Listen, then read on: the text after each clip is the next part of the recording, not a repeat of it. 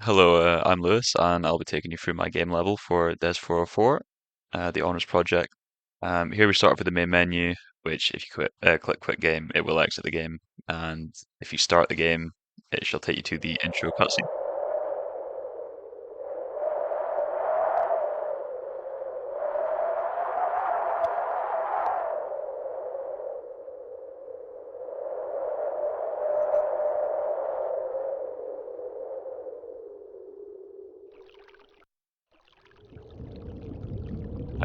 When you spawn in, you are greeted with quite atmospheric level, set inside a giant whale.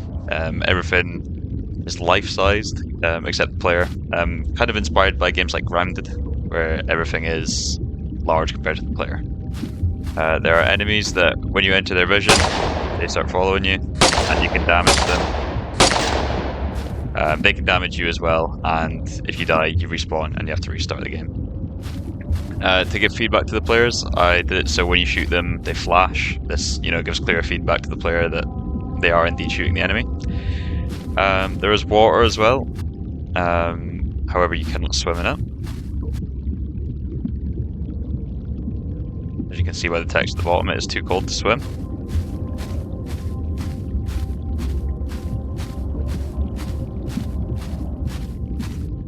There is the note system,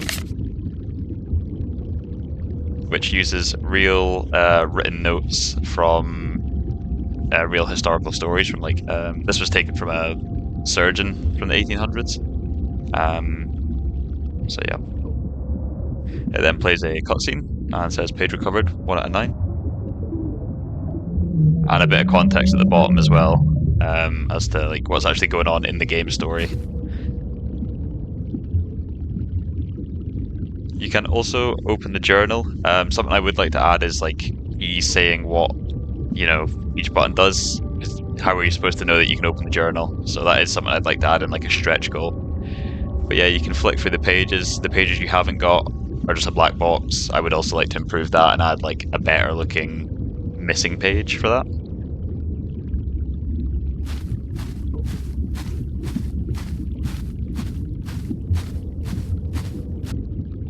See, as you're about to die, your screen kind of goes light blue as if you're freezing, and basically the whole thought process behind the enemies is that rather than them, attacking you with weapons or something, the closer they get to you, the colder you get, and then you freeze to death.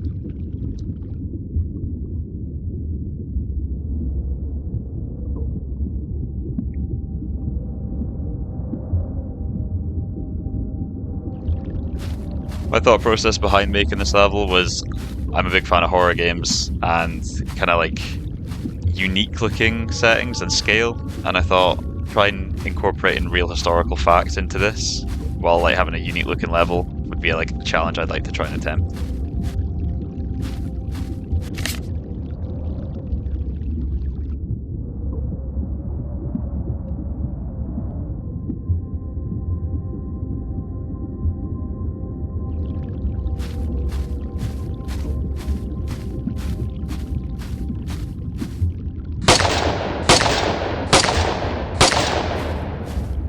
A slight issue with the enemy is when you aim down sights or shoot at them, the freeze effect kind of goes away. I don't exactly know how to solve it. But yeah, that is something I'd like to get around to solving if I had more time with the project. The bottle was modelled by myself, as well as the corpse. Something I'd like to fix as well, this messed up when exporting, so there's a big cut off here in the landscape for some reason. So for now I'm just going to jump over it. You'll also notice when you walk, it still continues playing the walking sound even mid-air, so that's also another thing I'd like to solve. There's also some clipping issues here and there.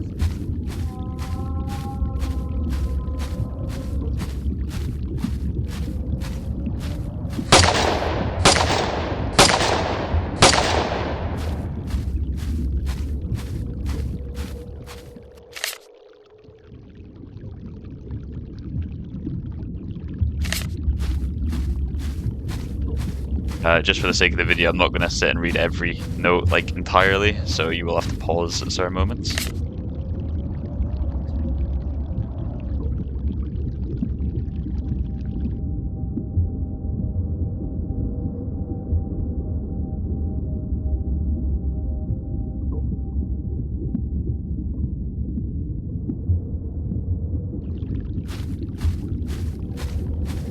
These blue lights, again, when I exported the project, it's kind of messed up some of the textures, because you can see there's like the black dots.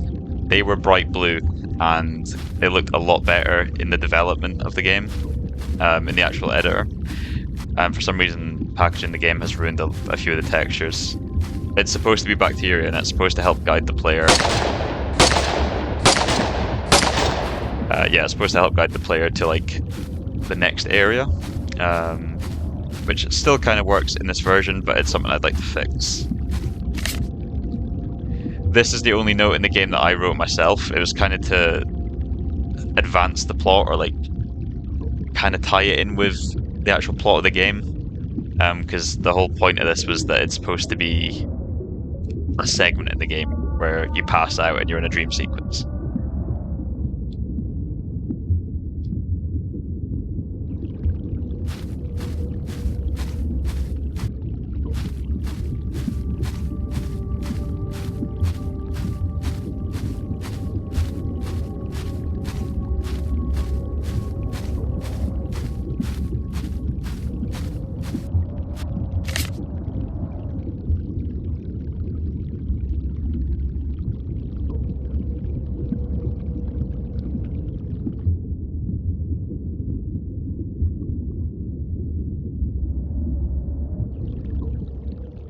Not going to progress through there yet. There is one note that we forgot back on the other side of the map.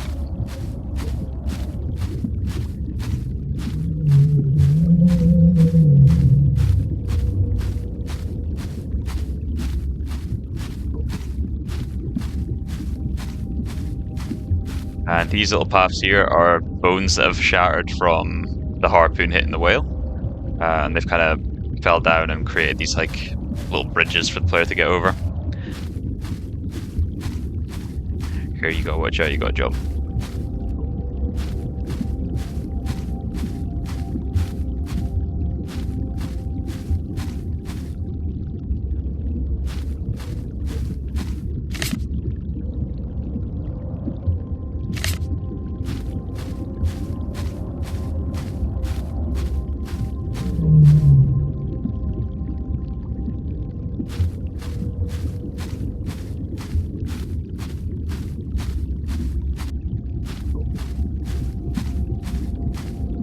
I did have quite a few problems packaging this game.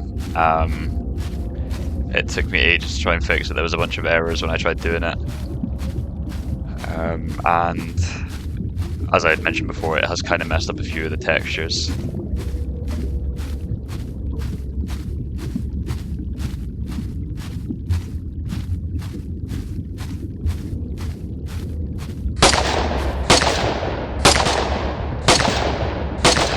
As you can probably see as well, you have to aim a little bit up and to the left. I wanted to do this because it slightly off-puts the gun, because this guy's not a trained soldier, he's not going to be entirely accurate. So it's kind of my workaround for that. And also it's a little bit realistic, you know, wherever your reticle is in real life, that's not where the bullet's going to be. It is going to be from the barrel.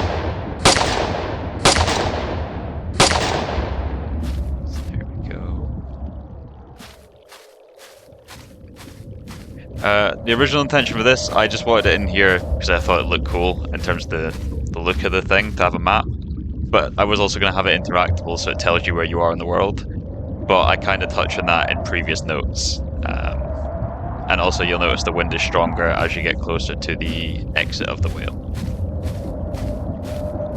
Again, this was more visible before packaging. It was a lot more obvious, the lighting.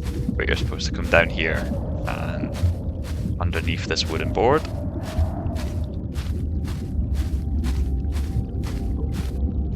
To the final note of the level, which ties in with the note I wrote about freezing to death and passing out.